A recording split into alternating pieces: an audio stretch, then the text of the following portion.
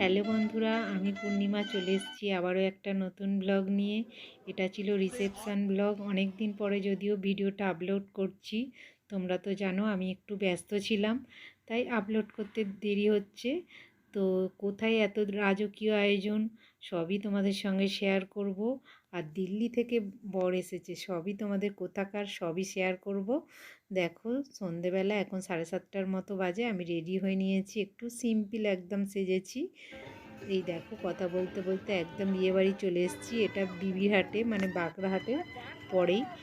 তো এটা ছিল আমার হাজব্যান্ডের বন্ধুর শালার বিয়ে, তো সেখানেই চলে এসেছি। বিয়েতেও নিমন্ত্রণ ছিল, যেতে পারিনি ওই আমার কাজের জন্য। যাই হোক, এই দেখো প্রথমে গেটটা ক্রস করে খুবই সুন্দর লাইটিং।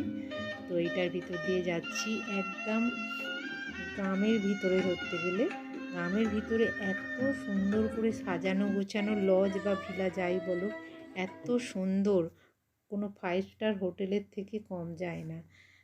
5 স্টার যে বড় বড় হোটেল আছে, মনে হচ্ছিল যেন আমরা সেই রকম 5 তারার হোটেল না হোক, খুব সুন্দর অ্যাটমসফিয়ার। দেখো চারিদিকটা কত বড় জায়গা, খুবই সুন্দর, খুবই সুন্দর, অপূর্ব সুন্দর লাগছে আমার। তোমাদের কেমন লাগছে অবশ্যই কমেন্ট করে জানিও। তো দেখো এখনও কিন্তু ভিতরে প্রবেশ করিনি, ওই যে সামনে আমার ছেলে যাচ্ছে। খুবই সুন্দর আয়োজন। তো আসতে প্রায় আধা ঘন্টা পৌনে 1 ঘন্টার মতো সময় লেগেছিল। এই দেখো সামনেটা শুধু জাস্ট ওয়াও, খুবই সুন্দর, মনে হচ্ছিল কোনো যেন রাজবাড়ি টাইপের বা জমিদারি বাড়ি সেই রকম। আর জায়গাটা খুবই বড়। আর সামনেই দেখতে পাচ্ছ এই বড় এর সামনে মানে ছোট ছোট মানে ওই জলের মানে ফোয়ারা রয়েছে, আমি ঠিক বোঝাতে পারছি না, খুবই সুন্দর। তো চলো বরকনের সঙ্গে দেখা করে নিই। এই যে বর, এই বর দিল্লিতে থাকে, রিসার্চ করে। সে এসেছে আমাদের বিবিরহাটেই বাড়ি, সে এসেছে এখানে বিয়ে করতে। মেয়ের বাড়ি হচ্ছে কলকাতায়, দুজনেই একই জায়গায় জব করে, খুবই ভালো। তো বরকে দেখিয়ে নিয়েছি। আজকের দিনে তো খুবই ব্যস্ত, কারণ আজকের দিনে ব্যস্ত থাকাটাই স্বাভাবিক।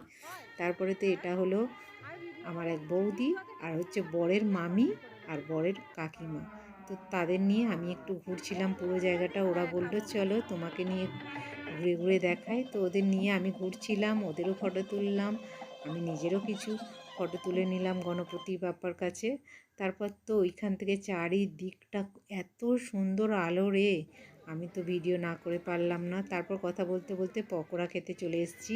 এদিকটা ছিল পকোড়া, লস্যি, ফুচকা খেতে গিয়ে দেখো আমার কি অবস্থা, জামা কাপড় ভিজে একাকার।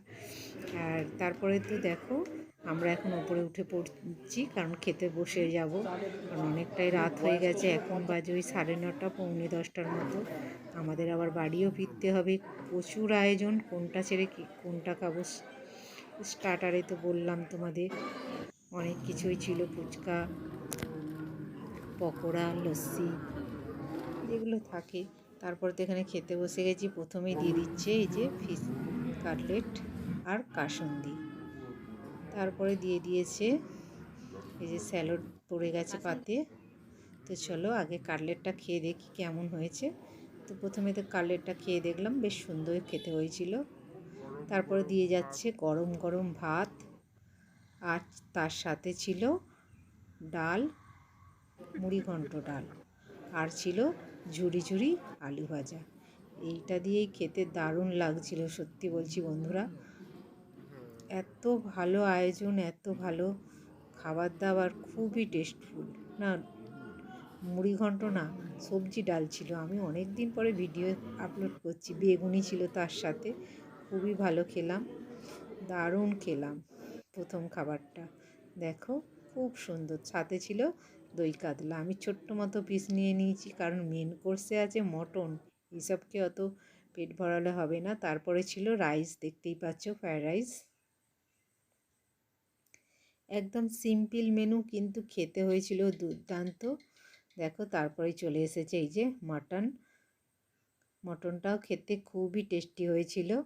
তো খুবই ভালো, মানে গ্রামের ভিতরে যে এত সুন্দর আয়োজন আমি কিন্তু দেখিনি। আর লজটাও ছিল সত্যিই খুবই সুন্দর, এত বড় স্পেস, খুবই সুন্দর। তারপর তো খেয়ে দিয়ে নিয়ে চাটনিও পাতে পড়ে গেছে, আমার তো খেতে লেট হচ্ছে, তারপর পাঁপড়ও পড়ে গেছে। আর এই যে ক্ষীর ক্ষীর পায়েস না কি একটা হয়েছিল, ক্ষীরের পায়েস, যাই হোক এটা খেতে তো একদম দুর্দান্ত সুন্দর। তার সঙ্গে ছিল নতুন করে রসগোল্লা, খুবই ভালো খাবার দাবার ছিল।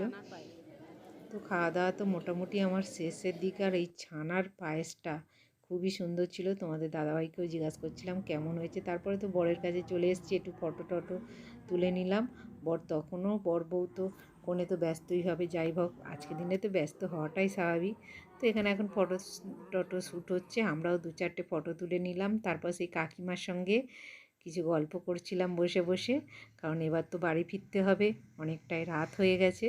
তারপর চলো বাইরেরটা আরেকটু তোমাদের সঙ্গে শেয়ার করি। এত সুন্দর এই ছোট ছোট জলের ওই ঝিল টাইপের রয়েছে, তা সেখান থেকে ফোয়ারা চলছে, আর সাথে ছিল ছোট্ট ছোট্ট মানে কোয়ার্টার টাইপের, এত ভালো দেখতে। আর এই যে ওর বন্ধু, পুরো জায়গাটা এত সুন্দর অ্যাটমসফিয়ার, তোমাদের দেখলে মন ভরে যাবে। সত্যি বলছি বন্ধুরা, আমার বেশ ভালো লেগেছে। তো তোমাদের কেমন লাগছে অবশ্যই কমেন্ট করে জানিও। তারপরে এখন চলে যাচ্ছে আইসক্রিম খেতে। এই যে বাটারস্কচ আইসক্রিম খেতে আমি ভালোবাসি, তাই বাটারস্কচ খাচ্ছি। যে যটা পারেই খাচ্ছে, যেহেতু স্টলে রয়েছে। তো আমি তো বাটারস্কচ খাই, তাই বাটারস্কচটাই খেয়ে নিলাম। তারপর তো তোমাদের দাদাভাই দেখো এখন বলছে চলো চলে যাব। আমি বললাম দাঁড়াও, তোমাকে চলো গণপতি বাপ্পার কাছে একটা ফটো তুলে দিই, তারপরে যাব। তো চলো ফটো তুলে নিই। তো চারিদিকটা সত্যি এত সুন্দর, এত সুন্দর, মন ভরে গেছে আমার, অপূর্ব সুন্দর। তোমাদের দাদাভাইয়ের ফটো তুলে নিয়ে আমিও কিছু ফটো শ্যুট করে নিলাম। আর তোমাদের দাদাভাইয়ের বন্ধুর বউ, সেও এসে গেছিলো, তার সঙ্গে কিছু ফটো শ্যুট করে নিয়ে তারপর সবাইকে টাটা বাই বাই করে চলে যাব। এখন যাওয়ার আগে আর একবার পুরো বাইরেটা তোমাদের সঙ্গে শেয়ার করলাম, কেমন লাগলো অবশ্যই কমেন্ট করে জানিও। ভালো লাগলে একটা লাইক করে দিও। দেখাবে নেক্সট ব্লগে। আমার রিসেপশান ব্লগ এখানেই কমপ্লিট। তো চলো, গুড নাইট।